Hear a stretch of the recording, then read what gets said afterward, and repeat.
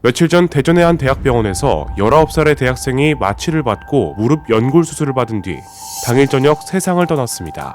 의료진은 사망의 원인을 폐동맥 색전증으로 추정하고 있는데요. 하지만 수술 과정 중 마취가 3번이나 바뀐 것에 대해 유족은 의문을 표하고 있습니다. 지난 12월에도 강남의 한 안과에서 전신 마취 후 안검하수 수술을 받은 8살 소년이 수술 후 나흘 만에 세상을 떠났습니다.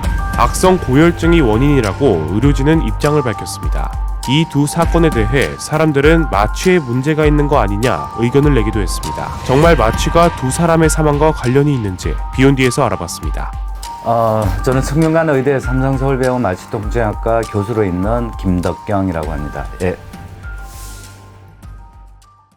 마취보다는 이제 정확하게 말하면 환자분의 전신 상태 그리고 이제 수술 컨디션에 의해서 발생을 하는 건데, 폐동맥을 부검해 보면 거기 어떤 물질이 막고 있는지에 따라서 핏덩이가 막고 있으면 이제 혈전으로 인한 폐동맥 색전증이고, 또 경우에 따라서는 지방 조직, 지방 알갱이들이 이제 폐동맥을 막을 수가 있습니다. 그럴 경우에는 지방 폐동맥 색전증 이렇게 이제 불릴 수가 있죠. 만약에 원인이 혈전이라면 전신 상태랑 관계 있는데, 뭐 예를 들어서 이제 비만이거나 아니면 혈류를 좀 저하시키는 질환이 있다든지 뭐 그런 거겠죠. 암이라든지 아니면 만성 질환이 있으면 이렇게 혈전으로 일어난 폐동맥 색전증의 위험성이 커지는 건 맞는데, 젊은 사람한테는 사실 그게 드물긴 하죠. 근데 이제 다친 부위, 수술하려고 하는 부위가 무릎이기 때문에 일정 시간 안 움직인 상태로 있게 되면 피가 고여서 원활하게 이제 순환이 안 되면 이제 혈전이 생길 수가 있죠. 그러면 그 핏덩어리가 수술할 때 환자를 옮긴다든지 뭐 아니면 수술 부위를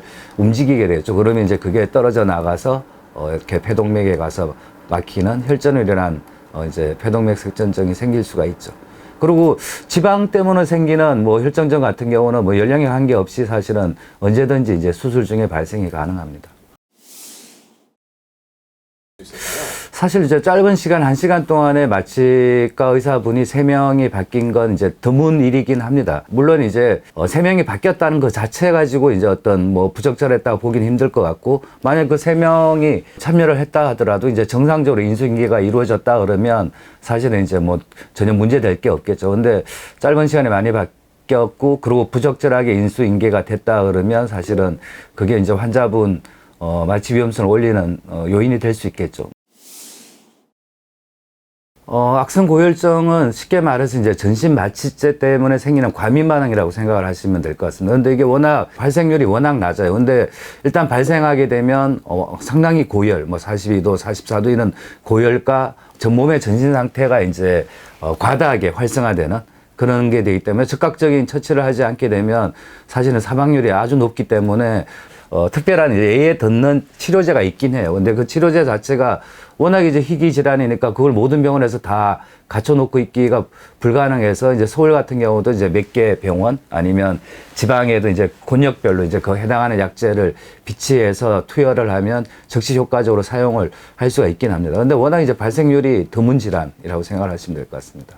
그리고 이걸 확진을 하려고 하면 조직 검사, 조직 생검을 해야 돼요. 이렇게 쉽게 말해서 이제 근육 조직을 떼내서 이제 반응을 시켜야 되는데, 마취할 때마다 이제 그걸 다 한다는 건 쉽지가 않고, 물론 이제 선천성 근육질환 중 일부는 이런 악성 고열증이랑 연관이 돼 있다고 알려져 있어서 그런 환자들 같은 경우, 아니면 뭐 가족 중에 악성 고열증 발생 경력이 있다든지 그러면 이제 뭐 조직 검사가 의미를 가지겠지만, 통상적으로는 사실은 워낙 낮은 발생률에 그리고 되게 침습적인 고가의 검사를 해야 되고, 그 검사 자체도 할 수 있는 병원이 전국에도 몇 개 안 되기 때문에 사실은 비용 대비 효과는 떨어져서 굳이 생각은 안 하셔도 될 것 같고, 또 최근에는 앞서 말씀드렸듯이 악성 고열증에 듣는 특효약이 있어요. 이 약을 뭐 이렇게 경구로 투여하거나 아니면 이제 뭐 코에 비위관을 통해서 투여를 하게 되면 즉각적으로 이제 치료가 되기 때문에 예전처럼 그렇게 뭐 치명적인 질환이라고 보기는 힘들 것 같습니다.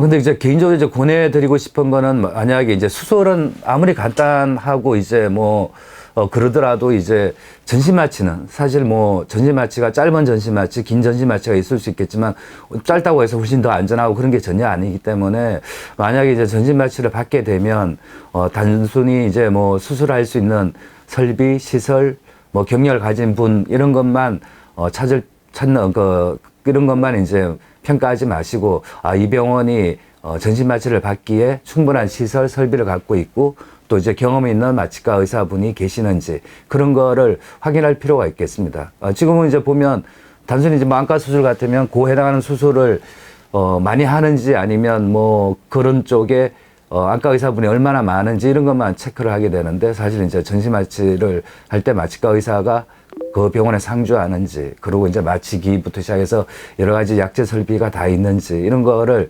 체크를 할 필요가 있을 것 같습니다.